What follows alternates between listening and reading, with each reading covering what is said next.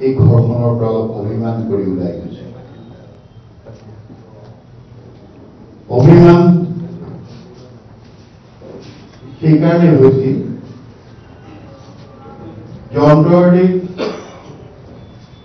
ভাল পাই মোৰ ৰাজনৈতিক জীৱন এই স্থানৰ পৰাই আৰম্ভ কৰিছিলোঁ 2004 চনত।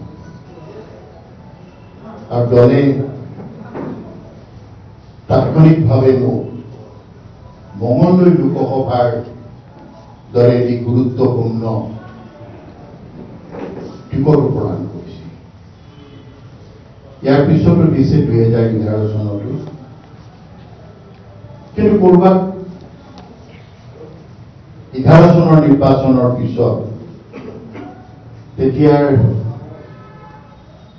হয় নেতৃবৃন্দই আমাক বুজি উঠাত ক'ৰবাত হিংদেৰি হৈছিল বা ক'ৰবাত হয়তো মোৰ অভিমান আৰু স্বাভিমানে বেছিকৈ ক্ৰিয়া কৰিছিল। যি নহওক, য'ৰ পৰা মোৰ ৰাজনৈতিক জীৱন আৰম্ভ হৈছিল 11টা বছৰ এক প্ৰকাৰ বনবাস কাল শেষ কৰি মই পুনৰ স্বৰাজ্যলৈ উভতি অহাৰ মুখেৰে আজি উভতি আহিছো। এটাই সংকল্প, দলৰ নেতৃত্ব সলনি হৈছে, নতুন চিন্তাৰে দলটোক আগবঢ়াই নিবলৈ যি প্ৰয়াস চলাইছে তাৰ সহযোদ্ধা হ'বলৈ আজি পৰা বহুদিনৰ পূৰ্বে আহ্বান আহিছিল। হয়তো মই সিদ্ধান্ত লোৱাত পলম কৰিলো, কিন্তু দলেও ইয়াৰ পৰা ওলাই গৈছিল মোৰ কোনো কাৰো প্ৰতি কোনো ধৰণৰ ব্যক্তিগতভাৱে মোৰ বিদ্বেষো নাছিল, আজিও নাই। আজি আনন্দিত যে পৰিৱৰ্তিত যিটো ৰাজনৈতিক পৰিস্থিতি দেশৰ আৰু ৰাজ্যখনৰ, জনসাধাৰণে যিটো বিচাৰিছে সেই পথেৰে বাট বুলিব লাগিব।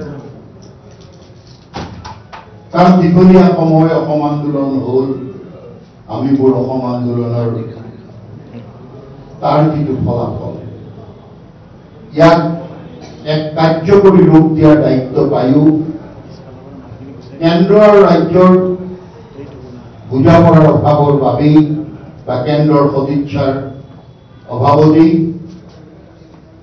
আমি এই লক্ষ্যত তেতিয়া উপনীত হ'ব পৰা নাছিল। তথাপিও আশা কোনেও নিদিয়া নাছিল। ময়ো যদিও ঠিকনা সলাইছিল, তেতিয়াও কিন্তু স্বদেশ আৰু স্বজাতিৰ প্ৰতি থকা দায়বদ্ধতা মই আঁচুৰ কৰিবলৈ দিয়া নাছিল। আৰু আজি সাম্প্ৰতিক যি ৰাজনৈতিক এটা পৰিৱেশ গঢ় লৈ উঠিছে, এই পৰিৱেশত আঞ্চলিকতাবাদী শক্তিশালী চিন্তা চৰ্চাৰে ৰাজ্যখনক আগবঢ়াই নিবলৈ ইয়াত এটা শক্তিশালী শক্তিৰ সহযোগ লাগিবই। আৰু সেই ৰাষ্ট্ৰ পুনৰ নিৰ্মাণৰ সংকল্প লোৱা ভাৰতীয় জনতা পাৰ্টিৰ সৈতে অসম গণ পৰিষদ দলে একত্ৰিতভাৱে স্বকীয়তা ৰক্ষা কৰি যি সাংগঠনিক তথা ৰাজনৈতিক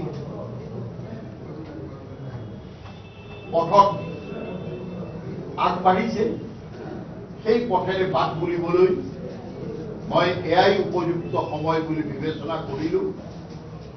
আৰু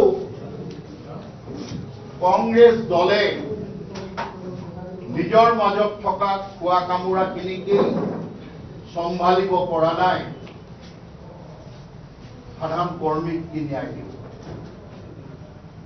আৰু এনে সময়তে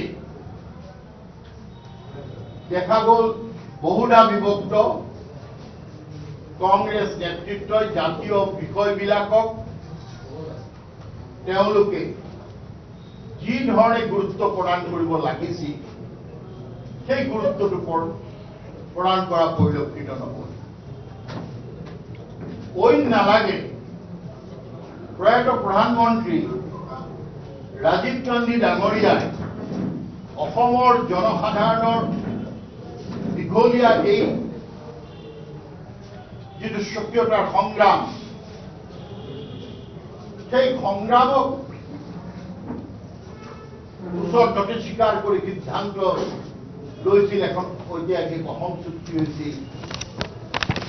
সেইখনক ৰূপায়ণৰ ক্ষেত্ৰত কংগ্ৰেছ দলো যে বহু পৰিমাণে দায়বদ্ধ সেই কথাটো কিন্তু কোনো ধৰণে ফুটি নুঠিল বা তেওঁলোকক দায়বদ্ধতা ৰূপায়ণ কৰাটো পৰিলক্ষিত নহ'ল। জাতীয় সমস্যাবিলাকৰ ক্ষেত্ৰত দলটো পৰম মুখাপেক্ষী হৈ থাকে। সততে হাইকমাণ্ড কেন্দ্ৰিক হাইকমাণ্ডৰ ওপৰত নিৰ্ভৰশীল হৈ থকা কংগ্ৰেছ দলে অসমৰ জনসাধাৰণৰ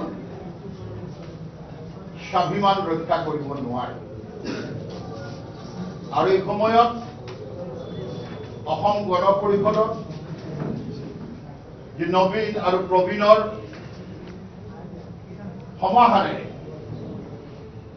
নতুনৰ গতিকেদা ডেকা গাভৰু আমি সেই দৃষ্টিভংগীৰে আগবাঢ়িছে।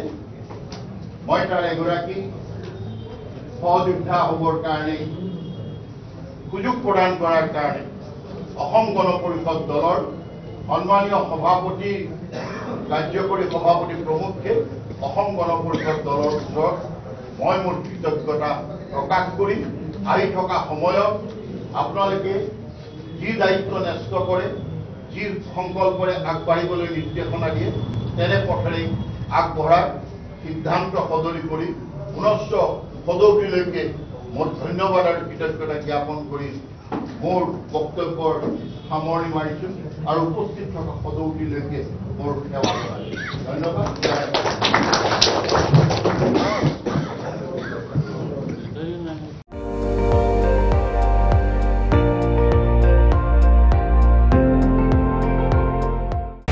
আপুনি চাই আছে ND24 সৰ্বশ্ৰেষ্ঠ নহয় সৰ্বোত্তমৰ দৌৰ।